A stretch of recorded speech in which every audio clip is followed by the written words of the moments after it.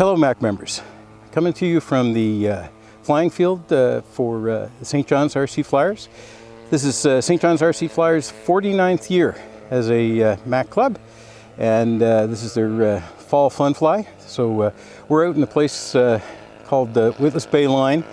I won't try and explain that to you, but it's in the eastern part of Newfoundland. Let me just put it that way for now. So I'm here to put in a few flights with everybody, have a bit of fun. We don't have a huge turnout, but we've got a few fellas here flying. You may or may not hear the planes in the background now as the boys are being active. But we're going to do something a little bit different today. What I'm going to do is, as always, when I show up at a flying field, people got questions about what's going on at MAAC, what's new, what's going on in the future, and things like that. Just the typical things like I update you with on these videos. So today what I'm going to do is they're going to come over and I'm going to take the guys and sit down and we're going to have a little chat, and we'll give them an opportunity to ask me some questions one-on-one. None of this is pre-done or anything else. You'll get to see my reaction to whatever the question is as they get to ask it, and we'll go from there. So with that, we'll cut to our first modeler and go from there. Today I'm with John Shortle. He's a member of the St. John's RC Flyers. He's been flying with them for quite a while, but John is here. So John, first off, what sort of RC planes are you interested in? I'm in electric lately, all electrics. All electrics? All electric so far, yeah. Got rid of all the glow and gas? No, I still have them. Okay. I will go back to them next year. Okay, very good. So no more, everything electric for this year at least? For this year, yes. Okay, very good. That means 2 planes. Okay, so John, I understand that you've got a question for me, and it's not for me as Carl, but for me as MAAC president. So Yes, what's your question today? My big question is, why did we lose our exemption? Well, Straightforward. No, that's okay, John. That's a question I've been asked a number of times, and we've talked about before. But the long and short of it is why we lost our exemption is we didn't live up to the agreement that we had with the feds. There were a number of terms associated with the agreement, and one of them, well, actually, there's a number that were key to it, but the one I'll focus on is the sanctioning of fields within controlled airspace, right. And that's probably the primary one that I'll focus on for now. But essentially, what happened is we were sanctioning fields in control zones, and we weren't allowed to do that without NAV Canada's permission. Like, that was part of the exemption. So we were doing some things that we shouldn't have been doing. Actually, to be very specific, it was a few zone directors had actually done it, and the board had made it very clear of what the obligations of each board member was supposed to be, and some board members did not adhere to the agreement, and essentially the board tried to work through how they were going to inform NAV and Transport Canada about these issues. And by the time the board had actually gone to inform Transport Canada and NAV Canada of the situation, that we had found a number of clubs that had actually been, this had actually happened to, that were outside of the original agreement. By this time, NAV Canada had already found out themselves. There were things online, there were a number of posts already made by members about things they were doing, so unfortunately it put us in a very difficult spot to have to then go to NAV Canada after they were already aware of what we were doing, because it really was our obligation to let them know. So the many suffered for a few. Well, it impacts everybody because the agreement was national. And when it was looked at as to what had occurred and everything else, like we did an audit of the fields, and guys will remember the shutdown that we had while that happened. There were a number of things during that period of time. So essentially, when NAV and Transport Canada reviewed it and saw that we had not adhered to the agreement, the exemption was canceled. And that's when we had to change over and get into everything that's been going on for the last while, like with the fields and everybody getting their RPass and us making it possible for you to do training and everything else. And with the exemption, we were also informed at the time that we would not be able to get an exemption like we had, right? So, which we don't have now. So what we did once that happened is the board and everybody started working together to try and figure out, okay, what now? And the first priority was to get people back in the air. And so we worked through that process and things. And right now, we're still working on increasing flying privileges. Like most fields that are in areas that qualify to fly higher. Some of them have actually chosen to get and can fly to higher altitudes. Number of clubs can't because they've got like a 700-foot ceiling above them, yes. So you can't get higher in those areas. But so if anybody wants to fly, they can be flying. There's no doubt about it. We're all out here today having some fun. So anyway, does that kind of explain to you what happened with the agreement and why we're working through things? It does, yes. Like I said, the few were suffering. Many are suffering for the few. You can certainly look at it that way, that the actions of a few definitely impacted everyone. Yes. Absolutely, yeah. No, and it's now our job to try and get everything back to getting our flying privileges so that we can get out and have fun. That's essentially We've it. had a good summer. Yeah, no. I mean, we get our float flying back now. We'll be all set. Oh yeah, well you've got a float flying site that's inside a control zone. Yes. So once everybody gets their advanced, you guys will be in great shape then too. Again, yes. Yep, absolutely. No, so that's great. Well, John, thanks for joining me today. I appreciate it. Thank you for having me. Okay. Here at the St. John's RC Flyers Fun Fly, guess it's my time to take a flight. This is a new to me Cessna 150, big foamy, flies great. I got it from a friend of mine, George Jarvis, here in St. Keith Pierce is with me now. Keith is the president of the St. John's RC Flyers, and he's also been flying for a number of years. So I understand you've got a question for me today, Keith. I've always got questions for you, Carl. First of all, I'd like to thank you for taking on the MAAC presidency. I know that's a big job, and it's really nice to have the guy living up the street from me doing it, so thank you for that. My question today is what are you guys working on now for MAAC members in the future? That's one of the things as members that we're always thinking, what's there for us next year or the year after? Well, we're always looking for opportunities to increase our flying freedoms, and there was recently an OTAM issued around heavy, and some people may have already seen that Transport Canada has released the intent to change regulations around heavy models, what essentially anything between 25 kilo up to 150 kilo. Obviously, we just go to 35. So when new regulations are released in the spring, we're going to need to be able to respond to that so that anyone who is flying in those heavier categories, we're going to be able to provide the guidance for the clubs so that they know what to do.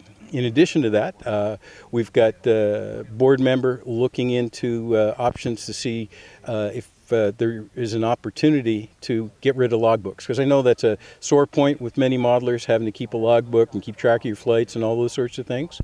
So now that we've got people back flying, we're looking to try and get rid of some of see if there's opportunities for us to get rid of that. Now, like with any government process, these things take time. So that's one of the things that we're looking at. A bunch of people have also asked, about going to a fleet registration process so that you're not registering every airplane and things of that nature. These are also some things we're looking at. Again, they're not instantaneous things, and they take a series of months and sometimes to kind of work through the permissions to get there. The difficult part is when we're working on things, we're not doing it for just one person or one club. We've got to take into account just about 8,000 members across the country, 450 clubs and just about 600 flying sites, if you will. And that makes it a little more complex when you're trying to explain to Transport Canada and others what it is you're trying to do. But that's just some of the things that are there.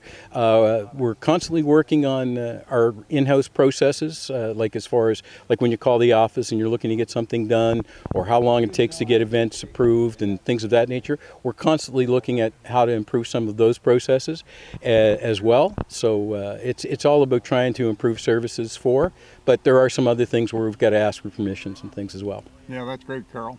The thing about the logbooks is really important, I mean, that's a pain in the butt, considering most of us have been involved in model airplanes for sometimes 50 years without ever having to do this stuff, and with no accidents or incidents and all of that. And all of a sudden, we've got this paperwork. So you're working on the right stuff.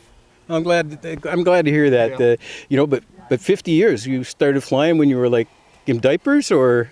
Well, I was born in '45. I started building model airplanes when I was about 7 or 8 years old. The first ones weren't very successful, to say the least. And I had an 049 that would power something by the mid-50s. So it's been a while. That was free flight. Sometimes they came back, sometimes they didn't, but it's okay. So next year is going to be the 50th anniversary for the St. John's RC Flyers. Absolutely, yeah. You guys got anything planned to do special or a larger fun fly or anything like that you want to talk about? Most of us are old enough now that we're just trying to live that long to get to the 50, you know. But I'm sure we'll come up with something. That's a great idea. We should have maybe we'll have a 50th anniversary celebration and bring in people from all over the country. Well, it sounds like a great idea. I'm there to help if you need anything too, Perfect. by the way. All right. Okay, well, thanks very much for sitting down with me, Keith. I appreciate that. You're very welcome. Have a great day. Thank you. All set? Anyway, it flies great. It seems to be a popular plane amongst our 8,000, near 8,000 members. While I was in Kamloops at the KMAS fly earlier this spring, there were several there.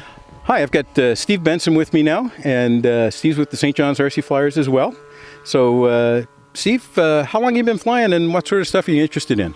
I've been flying since the mid-'80s. I guess I've been a MAAC member since then. Started off mostly with fixed wing, glow, got into gas. Mostly these days I'm more into drones than anything else. So, have you gotten your advanced certificate yet? I have, yeah. I recently got my advanced in a couple of months ago, and aiming for flight reviewer now in a couple of more months. So you're looking to be a flight reviewer here in Newfoundland for the MAAC members? That is the plan, yes. Awesome, that'd be great. We can certainly use a reviewer in this area. It'd be great for everybody, I'm sure. I understand you got a question for me this morning. I do. I understand there's new Transport Canada regulations or changes to the current regulations coming up in April-ish. Just wondering if you've heard anything about it or have any feedback as to how that might impact our hobby. Well, the Canada Gazette Part 1 notice actually came out, I think it was probably a couple of weeks ago regarding that. And the primary part of it is it's actually dealing with beyond visual line of sight, a lot of the changes that are there. But there are some parts there that do impact us, primarily with the reclassification and some of the changes in weight classes and things. Now, what it is they're changing, and from the regulations, the words are they're trying to enable it to be a little bit easier so that you're not looking at special flight ops certificate for flying heavier. They're actually making a classification that covers RPAS between 25 kilo and 150 kilo. Okay. And that of course covers our stuff up to 35. So when the regulations come in and things, because the intent for the change and what actually will come into effect next year, there's usually some changes in that as well as what the actual regulations are going to be. So our safety advisory group as well as our Transport Canada advisory group are already looking at what was published in the Gazette and essentially trying to get a grasp on what the changes may mean for us. We can't go very far with it, but we can certainly be aware of what it is and kind of be prepared for any new policies we might need or what the opportunities are going to be to grant clubs more flying privileges if you can. The other thing that's in there that I shouldn't ignore is, of course, Transport Canada is increasing some of the fees associated with registering your RPAS and stuff like that as well. SFOCs and all those things. So yeah, because they're essentially that's the biggest part of what's in the latest ones. Now I am expecting another Canadian Gazette Part 1 changed sometime between now and the end of the year. I've just heard that there is probably going to be some more changes coming after the ones that were just released. So I'm kind of waiting to see what's going to be included in that that next change that's coming forward. Like Transport Canada is trying to be responsive to everyone who's flying our pass, not just MAAC members, but everyone. So these changes are trying to encompass, and they recognize that there's change needed as some of the things are getting larger and there's more businesses and more people getting involved in what's going on. So, and we do work well together, and Transport has been very receptive to us and our requests and things. So I'm looking forward to seeing what's coming next. Sounds good. Okay, great. Well, thanks very much for joining me this morning. I appreciate it. No problem. Okay, have a great day. Hope you get out, have an opportunity to get out and enjoy flying your models, whether it's like this homie or something a little more complex or challenging. It's all good. Anyway, I'm going to go finish my flight and do another circuit and see if I can land this in one piece and take it home in the same number of pieces it came out in, because that's always important.